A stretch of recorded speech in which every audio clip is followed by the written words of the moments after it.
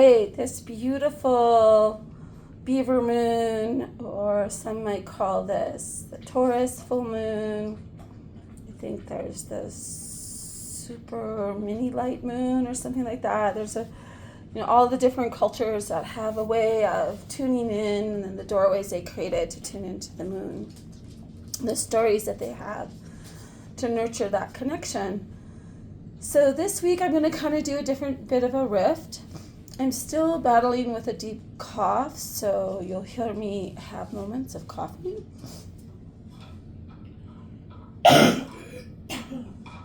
So I apologize for that. So this time I decided to kind of come on and do something a little bit different.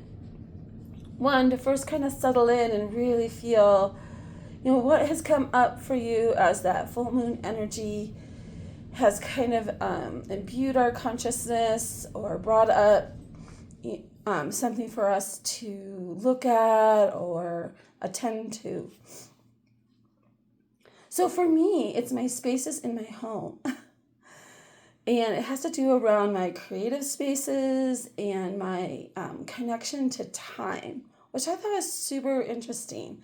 So this week or this weekend, I'm going to be kind of looking at my spaces in my home, moving the energy, trying to continue to create an atmosphere where I feel I can thrive in. I tend to move from my kitchen table to my back room to my actual studio to upstairs. So I'm just trying to settle the energies a little bit this weekend. And so just kind of letting yourself reflect on what's coming up for you and what wants attending to. So this level of reading that I'm going to do is kind of like a rift. So I picked an overall card for the week. And I'm actually going to attend to each of the sun signs from Aries all the way through to Pisces. And just give a quick little read on the main energy that's kind of supporting this week. And helping you come up with some reflective questions. Like even right now, it's like, what do I need from my space?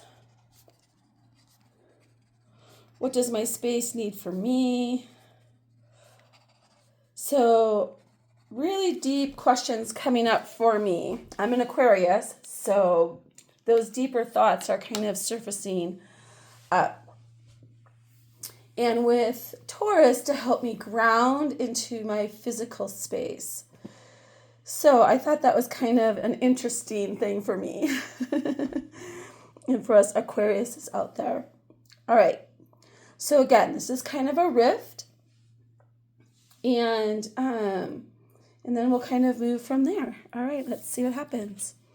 So we have the Queen of Air, which I just love her and her wisdom. And I am using Cletburn Reed's Good Tarot deck.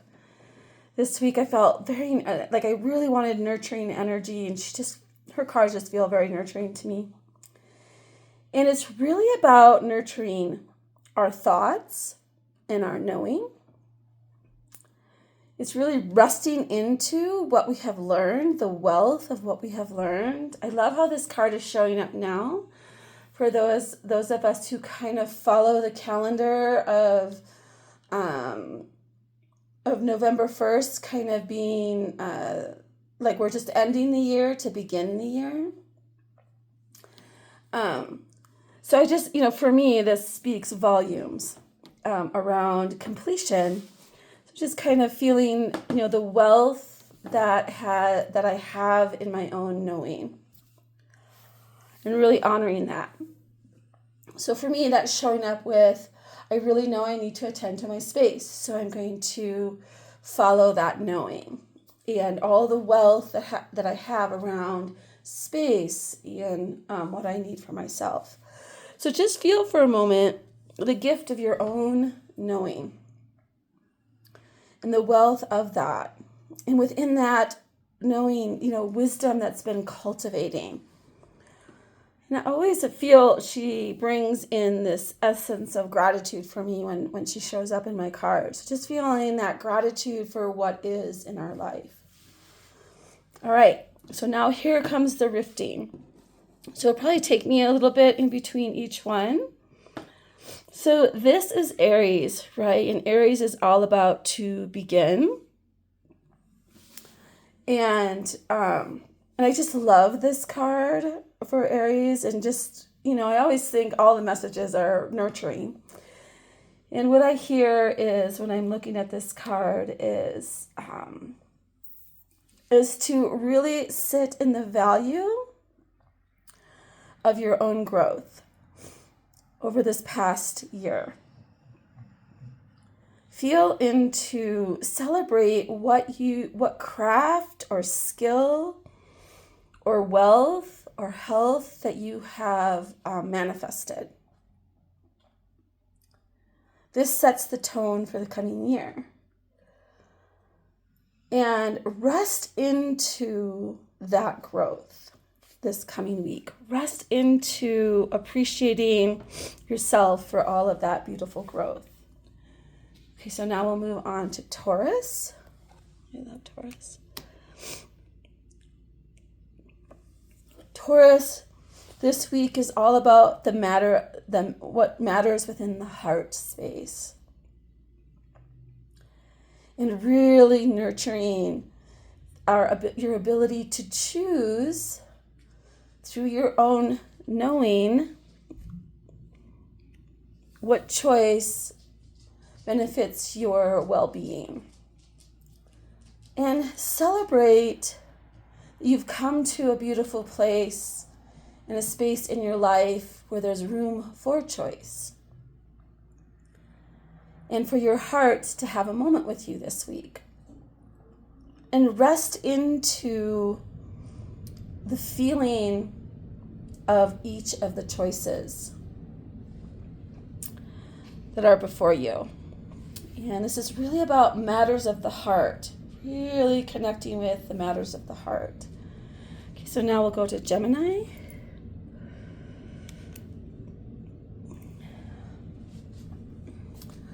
This is kind of like a childlike inner child card for me. And it's really nurturing your inner child this week. Like, if you could listen to what she needs or would like to experience this week, some level of playfulness. In this, you kind of break through old thought patterns and experience a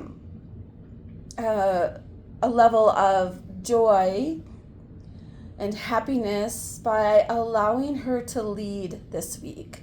So giving her time and space to lead this week, following her knowing about what would stimulate joy and happiness in your life. And then really rest into the fact that you are connected to new thoughts, new perspectives, new ideas. And rest into this breakthrough that's coming through, this kind of breaking open into a brand new landscape of thought or ideas, and approaching it from that childlike sense of wonder. All right, now we're going to go to Cancer.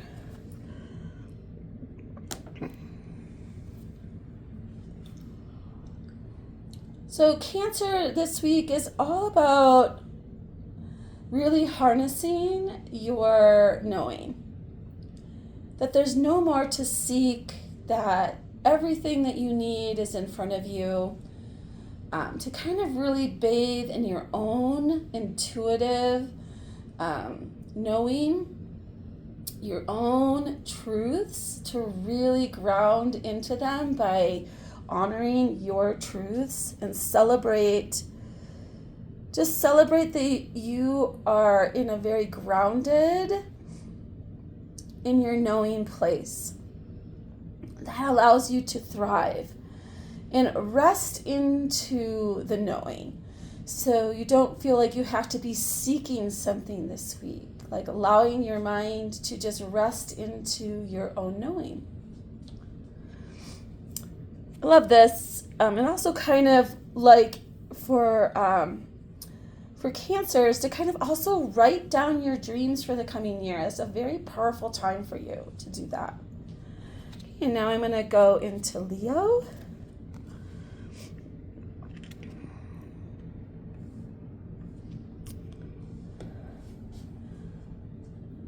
Leo, nurture your passions this week.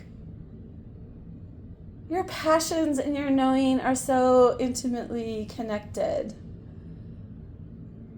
Do something for yourself this week that's nurturing your own passions. Rest into the feeling of your passions. Let them be your source of nurturing this week. And celebrate that light within you. Give yourself a moment to really celebrate your own inner fires this week. Okay, and Virgo.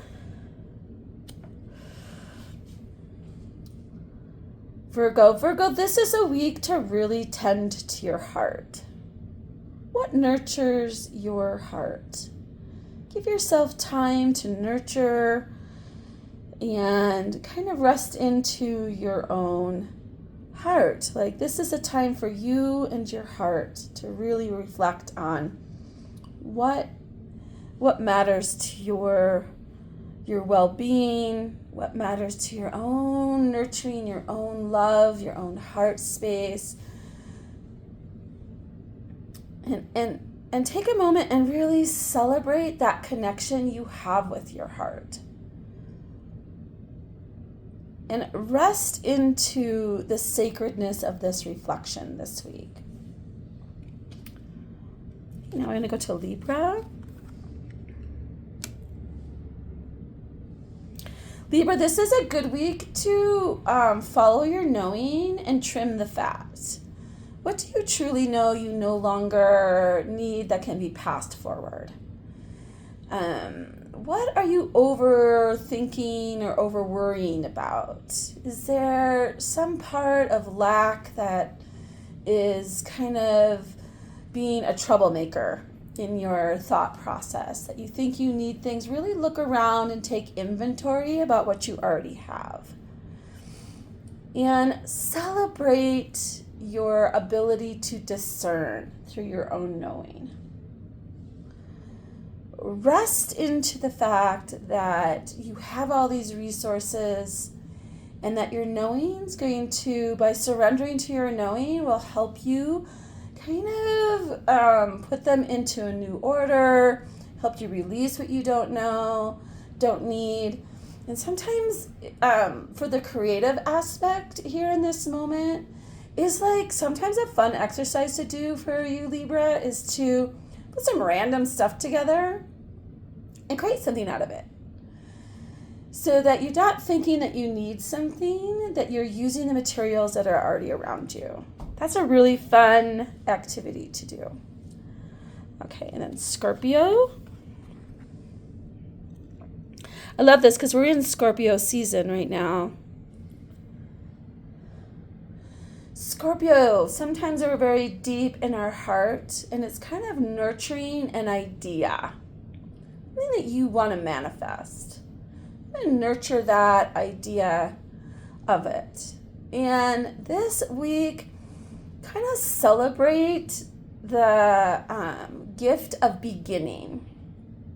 And it's very much about grounding your fire, like kind of grounded action this week. And following your knowing in that is really about following kind of the flow of the week instead of trying to force the flow of the week.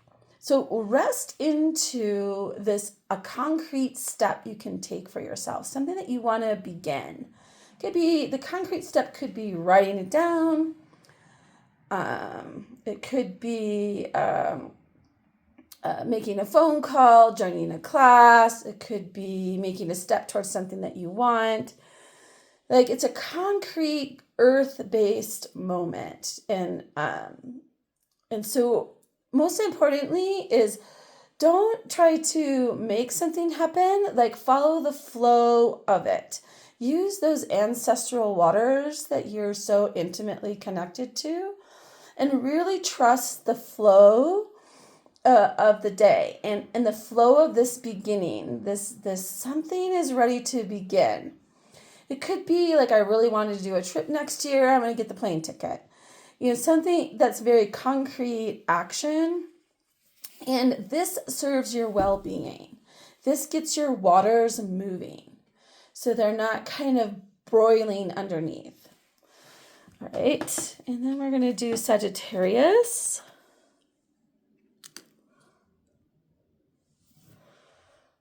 Sagittarius, nurture your ability to listen to the earth. Listen to your own internal landscape. Listen to what your body wants to learn next, or an adventure that it wants to take. Like, really have a concrete moment and listen to what your body wants this week and what it's telling you that it needs. And celebrate the earth, that she is the playground that you learn from, that you do your adventures with. So it's a very earth-based adventure. And so this is another dreaming for you, is like, what is it that you want to experience this coming season? And what are some tangible things that you want to experience? And rest into that, rest into the experience itself, because within the experience yourself, you get a lot of information. So the experience of creating something, there's information there that kind of is open because your mind's out of the way. Experiencing going for a hike gives you, there's all this information. There's the earth is continually talking to us. So take an adventure with her this week, or start an adventure with her this week. But really, it's about you and earth, that she is teaching you something this week. And it is something to support your coming adventures. All right. That's a good one. Okay, so now Capricorn, the World card. Bring in that dream for the coming year. I don't know why I have this very interesting relationship to Capricorn. Capricorn, step back and take a worldly view of your life. Take a worldly view. Take some inventory. Celebrate what's been manifested within your world this year, and rest into what already has been manifested.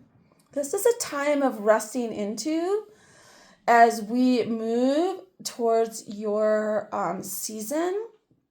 There are things that are in completion, continuing, and beginning. So step back and take a worldly view of your life. Okay. All right, and then Aquarius. I'm Aquarius, so this makes so much sense to me. So, okay. So Aquarians, also nurture what's transformed in your life this year, and really stay in your knowing about what is transforming right now in your own being, in your own consciousness. So remembering that you're part of the energy that brings in new consciousness. And we can speak about it, we can write about it, and we can paint about it, or we can problem solve with that, or invent things. become very innovative, and there's also the inner transformation. As you're doing that, let's just say you're writing something, there is a transformation that's happening within you.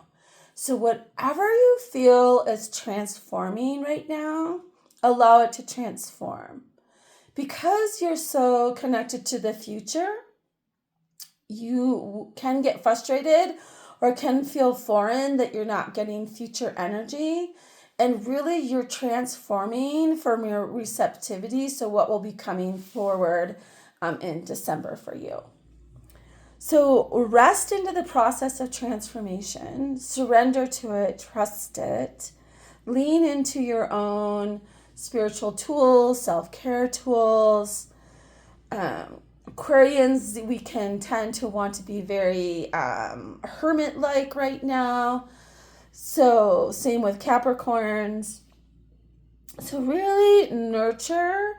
And what do you need as you're transforming, right? And how is transformation nurturing? How does it nurture your knowing? Sometimes having a moment to reflect on that orientates you in the transformation. All right, and then Pisces, 4 of water, Pisces. Just nurture all the gifts that are within you. You are such a wealth. You are the oldest water sign in the chart. You are of the heart. So allow yourself to nurture. There is some healing that's happening for you in that you're so empathic and so connected to the waterways. So this is a really beautiful opportunity to use actually fire, like lighting a candle, writing about your emotion, any kind of journal prompts that help you take care of your heart center. It's a very alchemy time, and you're in the right place to kind of alchemize any grief or any toxicity that's running through your emotions that show up in any kind of negative thought patterning. And so and baths are really beautiful, and just really feel the value of what's within your waters and how that nurtures your life and those around you. You're such an ancient healer, and the very most powerful place to be is in that grace of heal thyself, and in that being very self-care around your emotional body. And rest into the clarity of yourself, the clarity of your emotions. And you're so perceptive that your role is not, in this moment, is not to stir up the energy around you or within you, but to allow the settling of your energy and your ability to speak from your heart and soul level. All right, so that was super fun, and I think I'll do that a little bit more often, kind of transform here a little bit, and then I say that and I'll probably just go with the flow. All right, have a beautiful week to all of you, and thank you once again for coming to my channel and always receiving that which touches your heart and leaving the rest on the table. All right, many blessings.